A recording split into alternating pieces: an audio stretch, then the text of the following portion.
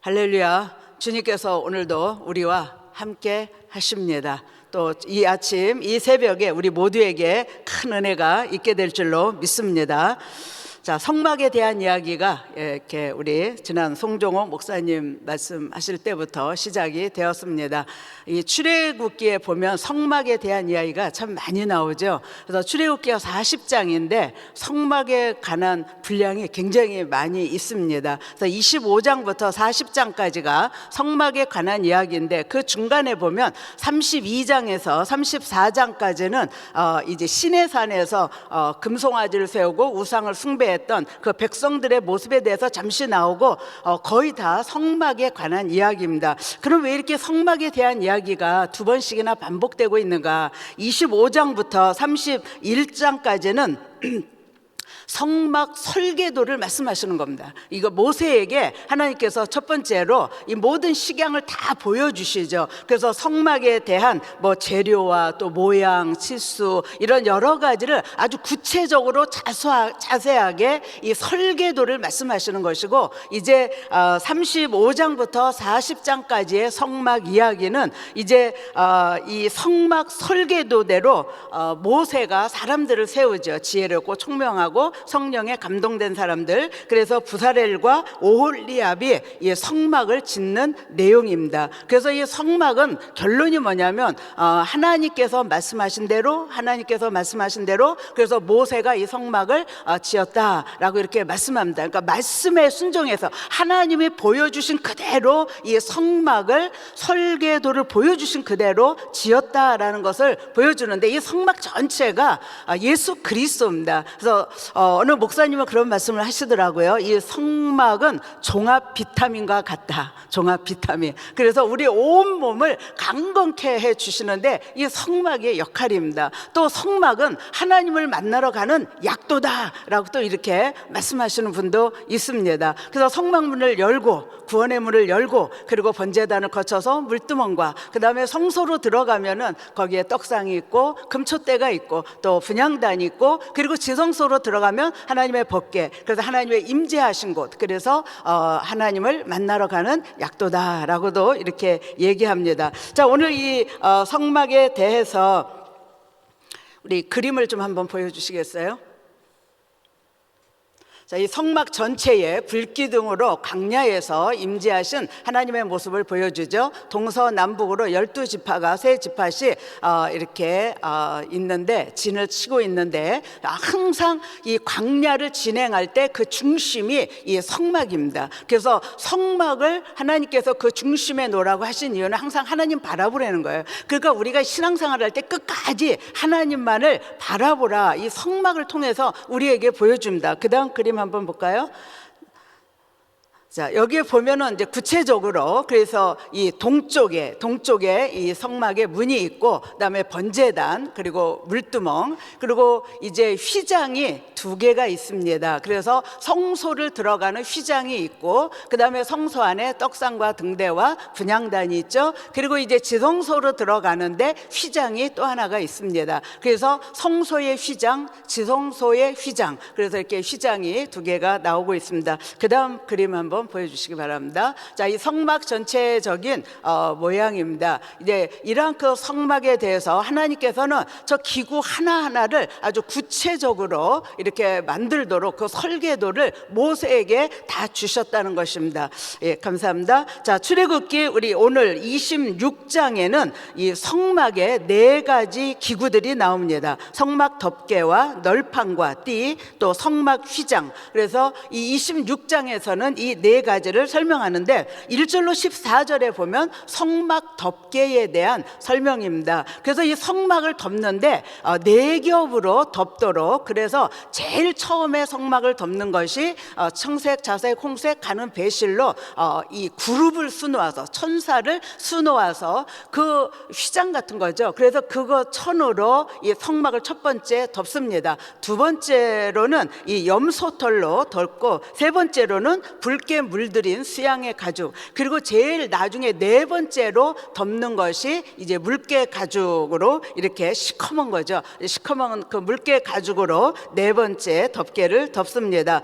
자, 우리 한번 성막 그 덮개 그림 한번 보여주십시오. 자, 여기에 보면은 이 덮개가 지금 4가지로 되어 있는데 그 앞에 성소 휘장이 있죠. 성소 휘장은 청색, 자색, 홍색 가는 배실로 짠 것으로 이렇게 휘장을 만듭니다. 그리고 위에 덮개가 4개 있는데 모두 다 예수 그리스도와 연관이 되어 있습니다. 이런 거 하나하나가 뭐 여기서 성막 강의를 할 수 없지만 그림 보시고 성막 덮개가 이렇게 4겹으로 이렇게 저렇게 덮는 것이 아니고 하나 덮으면 그 위에 또 더 완전히 덮습니다. 둘, 또 3번째, 4번째. 그다음 그림 한번 보여주시기 바랍니다. 자, 이것이 성막의 모습입니다. 덮개 완전히 4개를 덮은 뒤에 물개 가죽으로 덮었을 때의 그러한 그 모습입니다. 그러니까 사람들의 눈에 이 성막을 볼 때에는 화려합니까? 결코 그렇지 않아요. 아주 초라하고 아주 거무칙칙하고 겉에서 보기에 이 성막은 아주 이 초라하게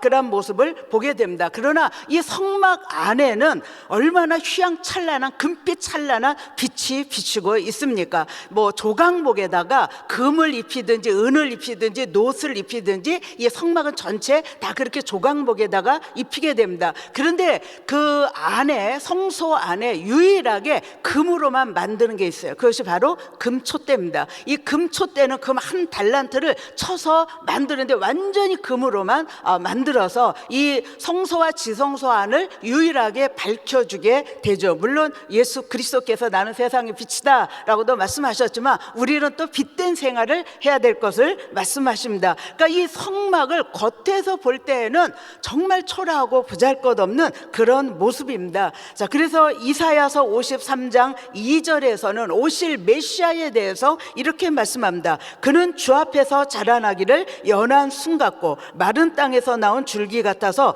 고운 모양도 없고 풍채도 없은즉 우리의 보기에 흠모할 만한 아름다운 것이 없도다. 자, 성막의 겉을 보자고요. 거무칙칙한 물개 가죽으로 덮었던 그 시커먼 모습만 보이는 거예요. 그것이 예수 그리스도의 모습. 우리 주님께서 이 땅에 오셨을 때에 정말 가난한 목수의 아들로 초라하게 정말 아무도 인정해 주지 않는, 그것도 말 구육간에 태어나셔서, 그러나 실상은 그 안에 모든 것이 다 들어있는 예수 그리스도 안에 생명이 있죠, 영생이 있죠, 기쁨이 있죠, 평강이 있죠, 진리가 있죠. 그 안에 모든 것이 다 들어있습니다. 그러니까 겉으로 보기에는 초라하고 흠모할 만한 아무런 모양이 없다 할지라도 예수 그리스도 안에 참된 생명, 영생이 있는 것을 이 성경은 우리에게 보여주시고 있습니다.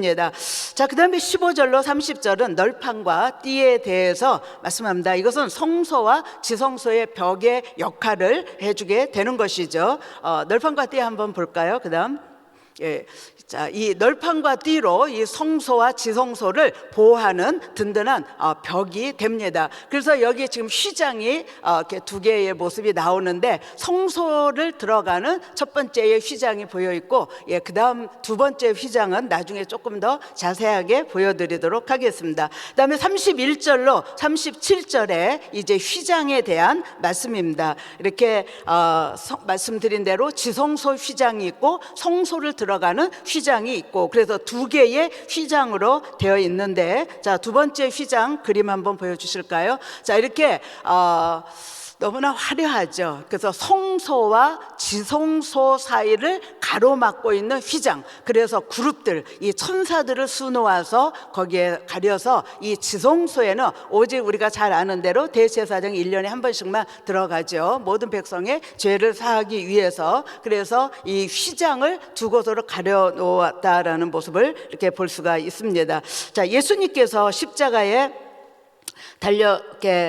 돌아가실 때에 마태복음 27장 50절로 51절에 보면 예수께서 다시 크게 소리 지르시고 영원히 떠나시니라. 이에 성소 휘장이 위로부터 아래까지 찢어져 둘이 되고 땅이 진동하며 바위가 터지고. 자, 여기에 지금 휘장이 위로부터 아래까지 찢어진 이 휘장은 어디냐? 성소와 지성소를 가로막고 있는 그 휘장을 지금 여기에서 말씀하고 있습니다. 히브리서 10장 7장 19절로 20절에서는 이렇게 말씀합니다. 그러므로 형제들아 우리가 예수의 피를 힘입어 성소에 들어갈 담력을 얻었나니 그 길은 우리를 위하여 휘장 가운데로 열어놓으신 새로운 살 길이요 휘장은 곧 그의 육체니라. 자, 그래서 휘장이 갈라졌다라는 거, 그것은 예수 그리스도의 몸이 쪼개진 것을 지금 이 성경은 우리에게 말씀하고 있는 것입니다. 그러니까 우리를 구원하기 위해서, 우리를 죄로부터 구원하시기 위해서 하나님의 아들 그분이 이 땅에 오셨는데 십자가에 달려 죽으실 때 내가 다 이루었다라고 말씀하셨을 때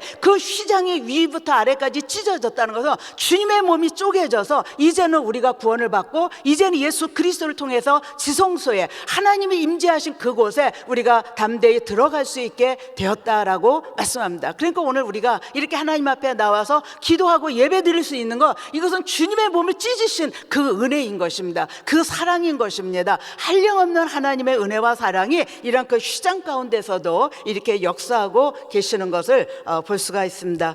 그 다음 출애굽기 27장에서는 번제단과 성막의 뜰 그리고 감람류에 대한 이렇게 말씀이 나옵니다. 번제단 한번 보여주시겠어요? 자, 이 놋제단이라고도 하고, 놋으로 만들었죠. 조각목에 놋을 입혀서 번제단이라고도 합니다. 왜냐하면은 지금 저 가운데 환하게 켜져 있는 그 부분이 제물을 놓고 이제 불에 태워서 하나님 앞에 자기의 그 죄를 속하기 위해서 지금 거기에 제물을 올려놓고 태우는 거죠. 지금 그 번제단 모서리 네 곳에 보면 뿔이 있습니다. 이 뿔 기억하시고 조금 후에 설명을 드리도록 하겠습니다. 자, 그 다음에 9절부터 19절은 성막의 뜰에 대한 설명입니다. 이 성막의 울타리는 성막의 뜰과 성소, 지성소를 다 보호하는 역할을 하죠. 그런데 이 성막 울타리는 전부 흰 세마포로, 하얀 세마포로 두르는데 유일하게 문에는 청색, 자색, 홍색 가는 배실로 이렇게 짜서 문을 만듭니다. 제가 가끔 이렇게 성경 공부를 하면서 성도들에게 이 성막을 출애굽기 강의하면서 이렇게 질문을 해봐요. 성소에는 문이 이렇게 성막에는 문이 몇 개가 있죠? 그리고 제가 물어봅니다. 그러면 평소에 하나로 알고 있다가 갑자기 제가 물어보니까 사람들이 놀래가지고 갑자기 혼돈이 오는 것 같아요. 그래서 대답을 안 하고 있다가 2개인가 4개인가 이렇게 이제 얘기를 하는 거예요. 그래도 이제 제가 가만히 있으면은 그러면 하나예요. 이것 조금 이 구원에 대한 확신이 없는 것입니다. 성막의 문은 여러분에게 물어보겠습니다. 몇 개 있어요? 예? 성막의 문은 몇 개 있어요? 이렇게 자신이 없어요? 성막의 문은 동쪽에, 아까 보셨죠? 이 성막의 그 전체적인 그 도식, 그 그림에 보면은 동쪽에 유일하게 문이 하나 있습니다. 그런데 그 문이 얼마나 넓으냐 하면은요, 거의 10m 가까운, 9m에서 10m, 뭐 이렇게 한 규빗이 이렇게 45cm로 이렇게 보는 사람도 있고 50cm로 보는 사람도 있어요. 그래서 50cm로 볼 때에 우리가 약 10m의 이 성막 문을 이렇게 볼 수가 있는데, 왜 이렇게 성막문을 넓고 크게 하나님께서 만들라고 말씀을 하셨는가? 이것은 성막의 문은 구원의 문입니다. 이 문을 열고 들어가야 구원을 받을 수가 있는 거예요. 그래서 첫 번째 만나는 곳이 번제단인 것입니다. 그 번제단에 제물을 올려놓고 그 뿔을 잡고 하나님, 그 제물이 불타는 동안에 내 죄를 용서하여 주시옵소서, 죄인 본인 자신이 그 뿔을 잡고 하나님 앞에 간구하는 것이죠. 그래서 이 성막에는 문이 오직 하나다라는 것을 우리는 기억해야 됩니다. 사도행전 4장 12절에 보면 다른 이로서는 구원을 얻을 수 없나니 천하 인간의 구원을 얻을 만한 다른 이름을 우리에게 주신 일이 없다라고 이 성경은 말씀합니다. 구원의 문은 오직 하나예요. 우리가 구원받는 것은 예수 그리스도를 믿음으로만 구원받는 것입니다. 다른 사람이 아니라는 거예요. 어떤 다른 그리스도가 있는 것이 아니라는 거예요. 문은 오직 유일하게 딱 하나입니다. 예수 그리스도, 그 문을 들어가야만 구원을 받게 되는 것입니다. 그래서 여기에 이 구원의 문은 누구든지 들어올 수 있도록, 누구든지 들어와서 정말 하나님 앞에 구원받는 그 은혜를 주시도록 이 성막문을 넓게 만드셨어요. 그 다음에 이제 이 등불을 관리하는 내용이 나오는데, 그림 한번 보여주시겠어요? 이 말고요, 성막문 말고요. 예, 이 제사장이 이제 성소 안에 있는 금촛대에 기름을 1년 365일 24시간 저 불을 끄면은 꺼지면 안 됩니다. 그래서 이 관리를 제사장들이 하죠. 저 흰 세마포 옷을 입은 사람이 제사장만 성소에 들어갈 수 있죠. 대제사장은 제성소까지 들어갈 수 있고, 그래서 항상 그 등불을 켜도록 감람류로 그렇게 이 등불 관리를 하도록 말씀합니다. 자, 그다음 마태복음 24장에서 자, 우리가 잘 아는 대로 종말에 대한 장입니다. 주님이 친히 말씀을 하셨고, 이제 우리 주님께서 이 종말의 그 징조에 대해서 자세히 주님이 직접 말씀하셨다라는 것을 우리는 기억을 해야 될 것입니다. 자, 마태복음 24장 2절에 보면 대답하여 이르시되 너희가 이 모든 것을 보지 못하느냐? 내가 진실로 너희에게 이르노니 돌 하나도 돌 위에 남지 않고 다 무너뜨리우리라. 자, 여기에 제자들이 질문을 합니다. 주님, 어느 때에 이런 일이 있겠사며 주의 임하심과 세상 끝에는 무슨 징조가 있겠습니까? 그런데 첫 번째 질문에 대해서 주님은 말씀하지 않으십니다. 그리고 두 번째 질문, 세상 끝에 무슨 징조가 있습니까? 그래서 우리 주님께서 여기에 구체적으로 마태복음 24장에 말씀하고 있어요. 오늘 이 14절까지 보면은 재림의 징조에 많은 사람의 미혹이 있을 것이다. 그러니까 거짓 그리스도가 많이 나타난다는 거죠. 또 난리와 난리 소문을 듣게 될 것이지만 끝은 아직 아니다. 그 다음에 우리 주님께서 세 번째로 민족과 민족이, 나라가 나라를 대적하는 일이 일어나고 처처의 기근과 지진이 일어날 것이다. 이 모든 것이 재난의 시작이다. 그러니까 이 재난의 시작이 지금은 강도가 점점 높아지고 있습니다. 그래서 앞으로는 지진이 8도, 9도, 10도까지도 지금 보고 있지 않습니까? 어느 나라에 대해서 이 학자들이 10도의 그 지진이 일어난다면 어떤 일이 일어날 것인가, 이러한 일들을 요즘은 많이들 이렇게 얘기하고 있어요. 그러니까 이 처처에 일어나는 이런 모든 일들이 점점 강도가 높아져서 우리의 시대에는 이제 우리가 놀랄 수밖에 없는 그런 일들이 재난이 더 많이 일어나게 될 것이다. 그래서 이 환란이 9절 이하에부터는 시작이 될 것이다 라고 우리 주님께서 여기에 말씀하시고 있는데, 누가복음 21장에 보면은 주님께서 이렇게 말씀을 하십니다. 너희는 스스로 조심하라. 그렇지 않으면 방탕함과 술 취함과 생활의 염려로 마음이 둔하여지고 뜻밖의 그날이 덕과 같이 너희에게 임하리라. 이 날은 온 지구상에 관한 모든 사람에게 임하리라. 갑자기 온다는 거예요. 주님이 언제 오시느냐 이건 말씀하지 않으셨어요. 그런데 성경은 많은 곳에서 갑자기 오신다라고 말씀하는 거예요. 언제 오실지 모르기 때문에 이렇게 깨어서 기도하고 예배드리고 우리가 말씀 가운데 거하도록. 그러니까 우리 한경 목사님 요즘 말씀이 조금 강하시죠. 새벽에 우리 목사님 말씀 강하게 하시는데 저는 그게 얼마나 감사한지 모르겠어요. 그냥 사탕만 준다면 우리의 이는 다 썩어버리는 겁니다. 그런데 쓴 약도 필요한 거예요. 정말 주님께서 주시는 말씀만을 선포하시는데, 정말 목사님을 통해서 이 시대에 우리가 들어야 될, 지금 이 코로나 팬데믹으로 인해서 사실 우리가 신앙생활을 어떻게 하고 있는지 모르잖아요. 그렇죠? 그런데 이런 때에 이런 주님의 음성을 들을 수 있다는 것이 은혜고 축복이고 우리가 깨어서 기도해야 된다는 것입니다. 그래서 주님은 여기에 계속 그런 그 징조를, 예수님의 재림의 시간, 그 시간은 알 수가 없지만은 이런 징조를 통해서 너희는 준비하고 있으라라고 말씀합니다. 자, 오늘 한 절 말씀을 저는 27장 1절을 봤습니다. 자, 27장 1절, 그래도 한 절은 같이 한번 읽어보겠습니다. 시작. 너는 조각목으로 길이가 5규빗, 너비가 5규빗의 제단을 만들되 네모 반듯하게 하며 높이는 3규빗으로 하고 제단을 만들어라.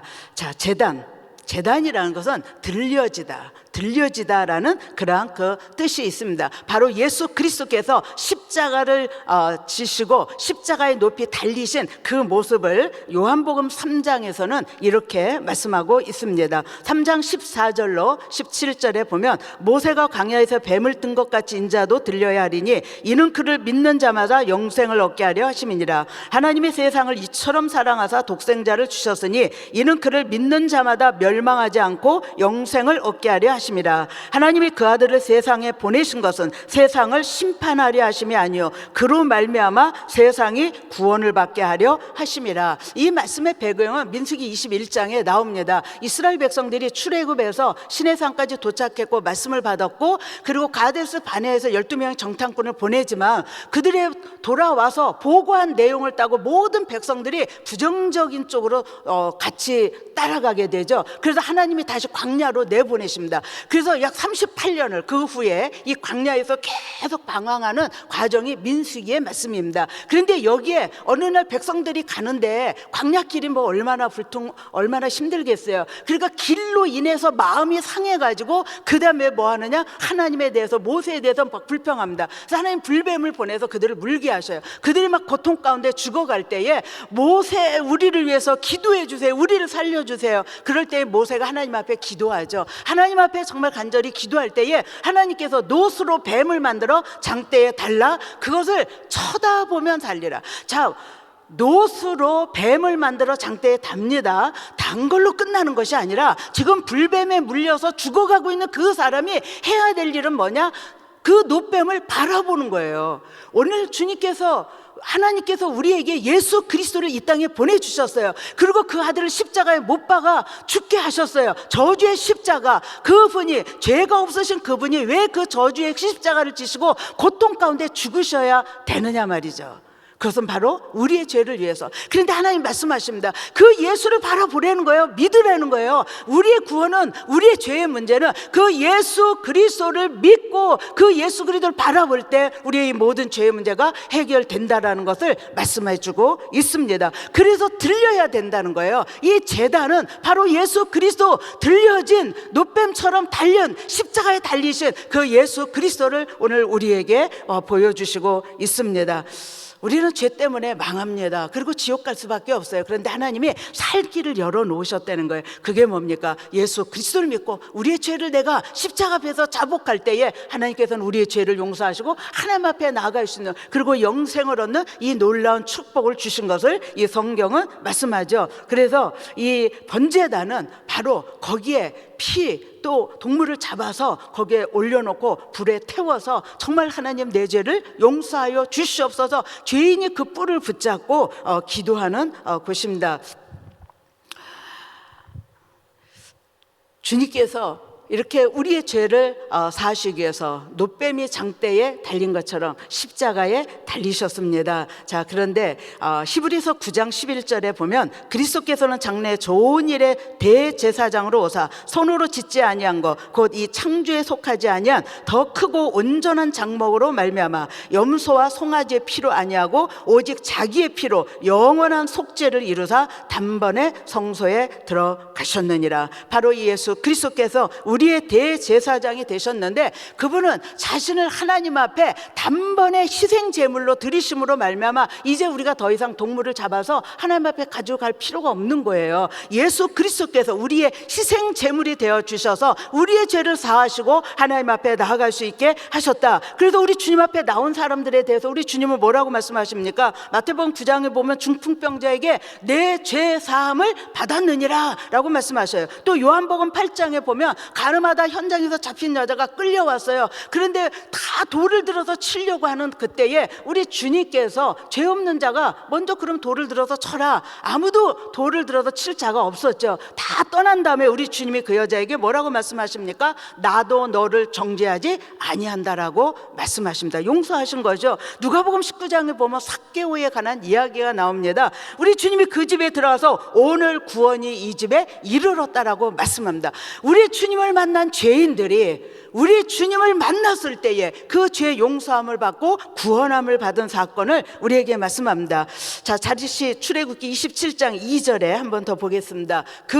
내 모퉁이 위에 뿔을 만들되 그 뿔이 그것에 이어지게 하고 그 제단을 노수로 싸고. 이 뿔은 뭐냐? 제단뿔, 사죄의 권세를 말하고 있어요. 이 제단뿔을 붙잡고 있는 동안에는 용서받는 거예요. 죽일 수가 없어요. 그 사건이 열왕기상에 나오죠. 1장에 보면 아도니아가 자기가 왕이 되기 위해서 모반을 해요. 그래서 많은 사람들이 거기 따라갑니다. 이때 요압 장군도 따라가죠.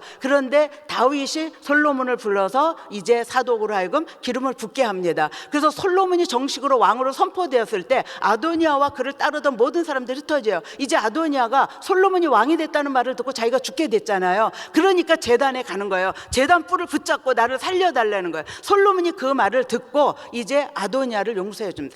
살려줘요. 그러니까 이 제단 뿔, 여기 제단 뿔을 잡고 있을 때에 우리의 죄가 용서받고 그 사람은 살아나는데, 바로 예수 그리스도께서 우리의 구원의 뿔이 되신다라는 것을 누가복음 1장 68절과 69절에 보면 말씀합니다. 자, 성령 충만함을 받은 스가랴라는 사람이 이렇게 고백합니다. 찬송하리로다. 주 이스라엘의 하나님이시여 그 백성을 돌보사 속량하시며 우리를 위하여 구원의 뿔을 그 종 다윗의 집에 일으키셨나니. 예수 그리스도는 우리의 구원의 뿔이 되신다. 사랑하는 우리 성도 여러분, 오늘 이 새벽에 또 온라인으로 예배를 드리는 우리 모든 사랑하는 성도님들, 하나님은 사랑이시다라고 성경은 말씀합니다. 하나님이 사랑이시기 때문에 그 아들 예수님을 보내주셨어요. 우리는 정말 이제 조금 보면 우리 고난 주간도 이제 이렇게 또 맞이하게 되는데, 지금 우리는 사순절 기간을 지내고 있습니다. 이런 때에 우리는 다시 한번 예수 그리스도를 묵상할 때에 그 사랑의 주님 앞에 내가 받은 은혜가 얼마나 큰가. 그래서 정말 우리는 그 은혜를 기억하며 내가 지은 죄를 회개하고 그 은혜에 감사하고 사랑의 주님 앞에 내가 할 사명은 또 무엇인가, 우리는 한번 생각해 봐야 될 것입니다. 오늘 이 새벽에 나온 사랑하는 우리 성도님들, 정말 이 구원의 뿔 되신 우리 예수 그리스도, 우리 예수 그리스도 통해서 우리가 구원받고 하나님의 자녀가 되었습니다. 이제는 우리는 사명을 감당하는 사람으로서의 삶을 살아야 되겠죠. 오늘 이 하루도 그 주님과 함께 우리의 삶의 현장에서 주 앞에 영광 돌리며 주님을 증거하는 삶, 그런 복된 삶이 되시기를 주의 이름으로 축원합니다. 기도하겠습니다. 살아계신 하나님, 감사합니다. 우리를 구원하시기 위해서 십자가의 높이 달리셔서 내가 다 이루었다라고 말씀하셨을 때에 그 주님의 몸은 쪼개지고 우리는 구원을 받게 하신 것을 감사합니다. 구원받은 은혜와 감격으로 오늘 이 아침에도 힘써 주 앞에 부르짖어 기도할 때에 우리 주님 만나고 오늘도 승리하는 하루가 되게 하여 주시옵소서. 예수님의 이름으로 감사하며 기도하옵나이다. 아멘. 우리 말씀 생각하시면서 만왕의 왕 내 주께서 같이 찬양 드립니다.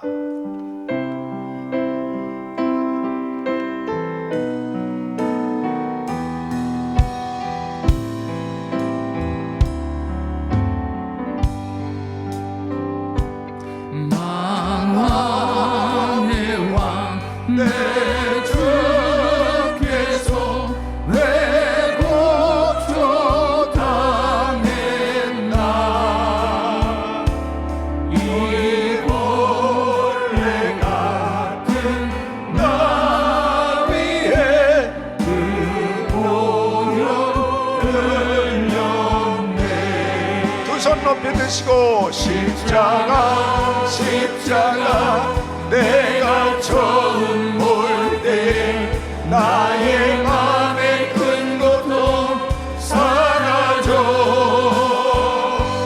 오늘 믿고서 내 눈 밝았네 참 내 기쁨 영원하도다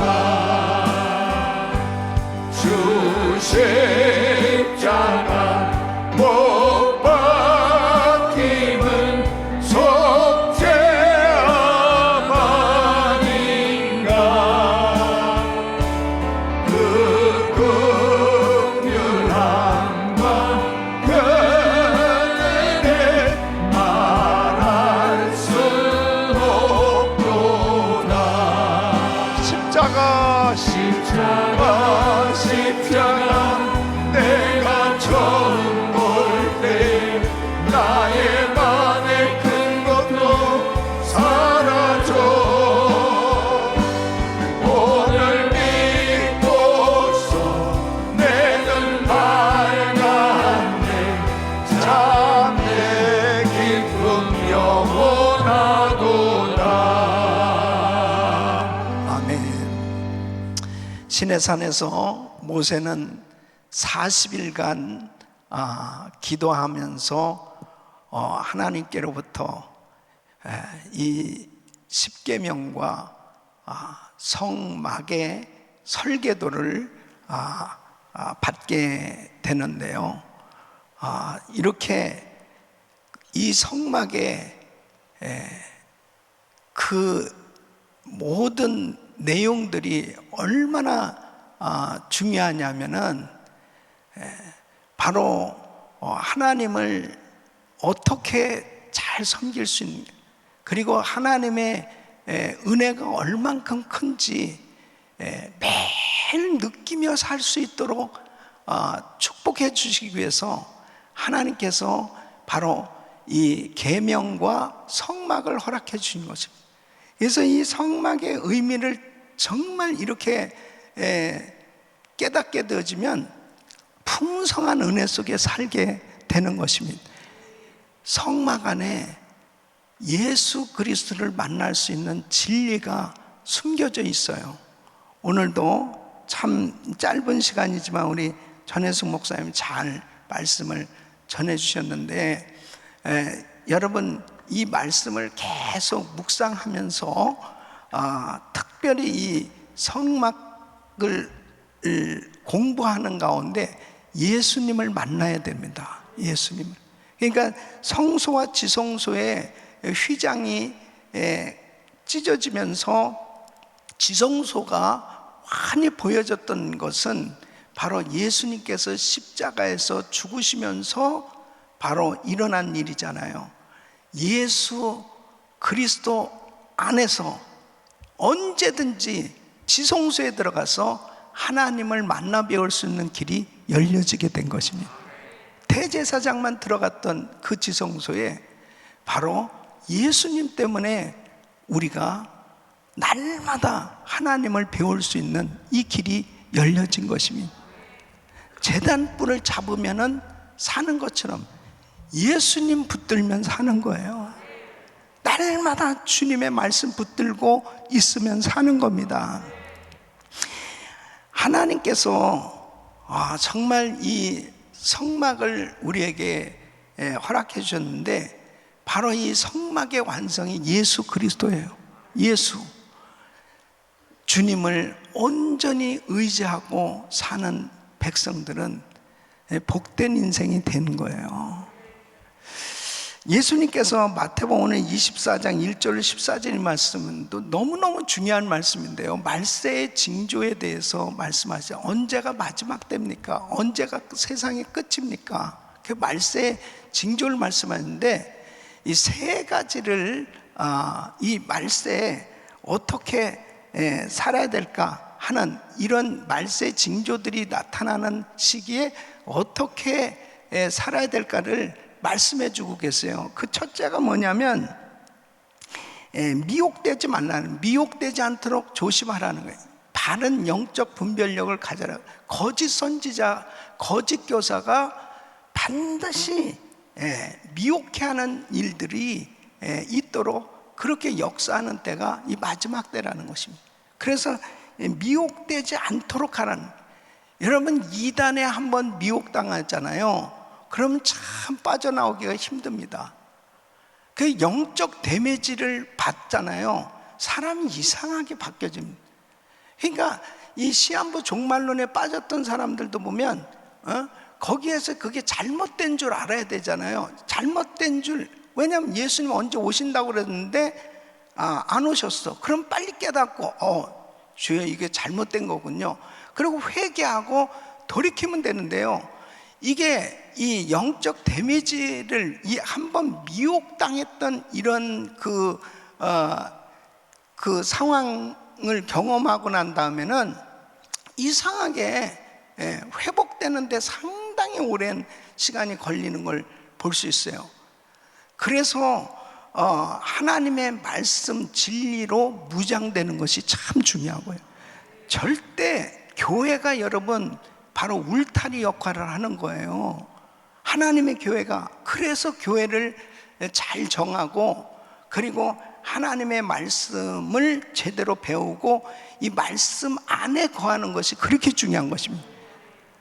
교회 바깥에서 뭔가 자꾸 성경 공부하려고 그러고 뭐 하는 이런 것들은 사실 건강하지가 못해요. 건강하지가 못합니다. 교회에서 1000번째 새벽 기도하고, 교회에서 양육과정하고, 교회에서 이렇게 예배 있으면 교회를 중심으로 충실하게 양육을 받으세요. 그러면 건강한 신앙생활이 가능해요. 자꾸 뭘 다른 걸 하려다가 미혹당하잖아요. 미혹당하고 나면 이상하게 회복되기가 굉장히 어렵다니까요. 그래서 꼭 우리 주님께서 미혹되지 않도록 조심하라. 두 번째는 두려워하지 말라는 것입니다. 뭐에 대해서? 전쟁에 대한 소문, 지진, 기근, 이런 것은 계속 반복되고 일어날 일인데, 이럴 때 주어진 삶에 충실하라는 거예요. 예, 말세에 이런 일이, 야 말세다. 그래서 자기 하던 일도 다 포기하고 엉뚱한 방향으로 나가기 쉽니다. 주어진 삶에 충실해야 돼요. 우리 예수 믿는 사람은 지진이 나고 여러 가지 전쟁이 일어나도요 두려울 거 없습니다. 예수 안에 있으면 예수님이 피난처가 되시는 거예요. 세 번째는 끝까지 견디라는 거예요. 끝까지 견디라는 거예요. 견디는 자는 구원을 얻으리라. 이렇게 핍박을 받고, 예수 믿는 사람들이 핍박을 받고 미움을 받고, 그리고 사랑이 식어지는 그 혼돈과 어려운 시기가 온다는 거예요. 그래도 인내하면서 할 일이 있다는 거예요. 세계 선교 마무리를 위해서 끝까지 복음을 전하라는 겁니다. 그래서 말세해야 될 일은 자꾸 핍박을 당하고 미움을 당하고 예수 믿는 사람들이 어려움을 당할 때, 그때 거기에 주저앉아서 포기하고 좌절하고 실망하는 게, 자 보십시오. 벌써 지금 이제 이 미국이 돌아가는 지금 현 상황들을 좀 보십시오. 성평등법이라고 하는 것이 지금 상원에 상정이 됐어요. 이 성평등법은 성을 선택할 수 있는 자유를 주자는 거예요. 이게 이제 하나님 말씀에 정면적으로 도전하는 일들이잖아요. 이런 일들은 이제 교회를 핍박하고자 하는 예수 믿는 사람들, 또 이 복음을 전하는 하나님의 종들이 핍박을 받을 수 있는 그런 길이 열려지게 되는 거예요. 그러니까 앞으로 만일 동성애가 잘못됐다든지 무슨 성에 대한 그런 구분하는 거, 이런 것들만 조금만 얘기해도 앞으로 법적으로 걸려지는 이런 일들이 생겨지도록 가고 있어요. 이런 핍박이 옵니다. 이제 서서히, 이게 미국에서 일어난 일이에요. 공산주의 국가에서 일어난 일이 아니고, 이렇게 강도가 점점 이제 세질 거예요. 이게 말세의 징조입니다. 이럴 때 우리가 해야 될 일이 뭐냐? 진리를 선포해야 됩니다. 더욱더 강하게 복음을 전해야 되는 것입니다. 그러니까 뭐 목숨을 걸어야죠. 목숨을 걸고 강하게 복음 전하고. 그래서 이제 내일 기자회견 하고요, 우리 이제 전 한인 교계들이 전 미주적으로 연합해서 우리도 이 평등법 저지를 위해서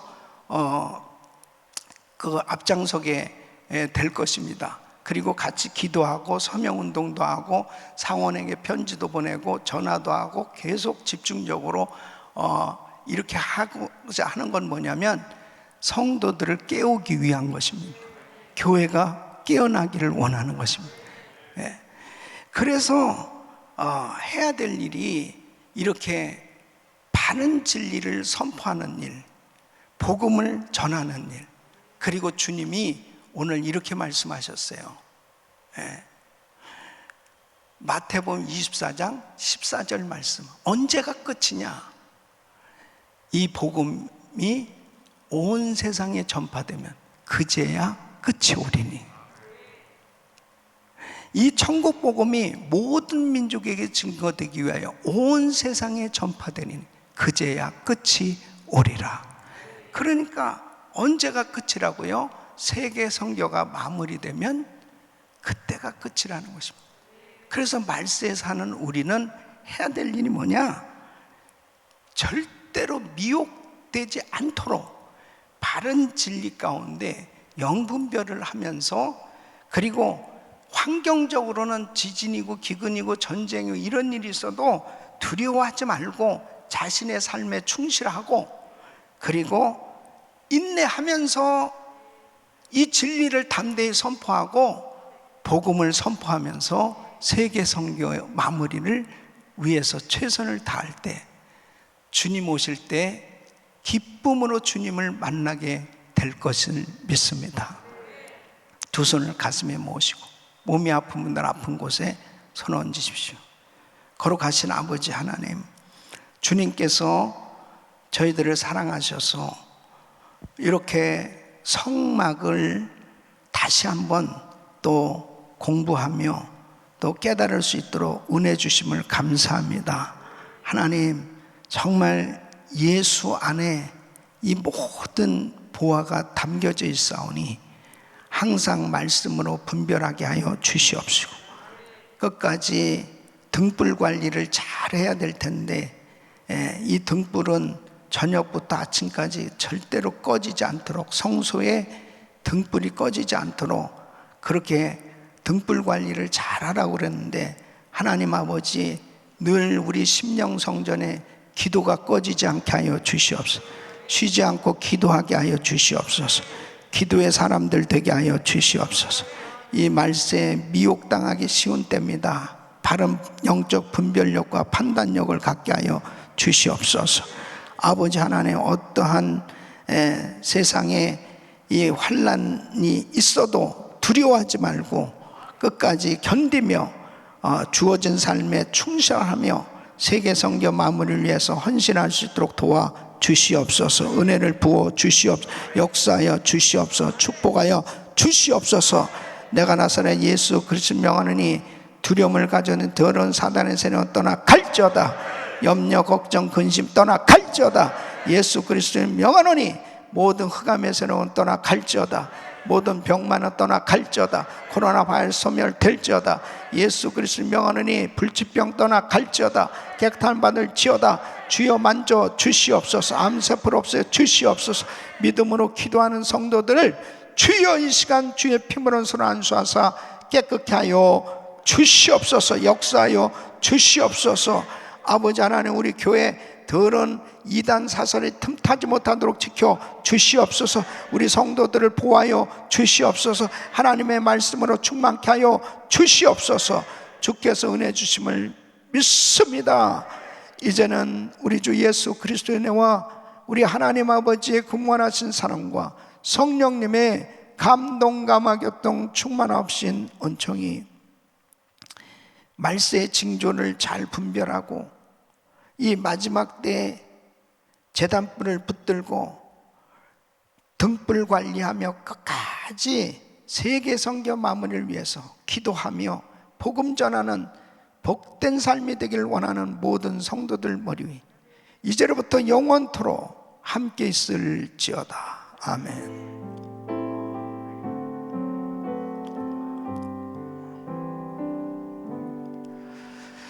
우리 기도하실 자리 잡으시고요. 우리 기도하실 때 이 성평등법 이 폐지될 수 있도록, 그리고 이번 금요일부터 그레이스 프리덤 시작하는데 프리덤의 큰 은혜가 임하도록 위해서 기도해 주시길 바랍니다. 우리 주여 부르짖고 기도합니다. 주여, 주여, 주여. 걸어가시고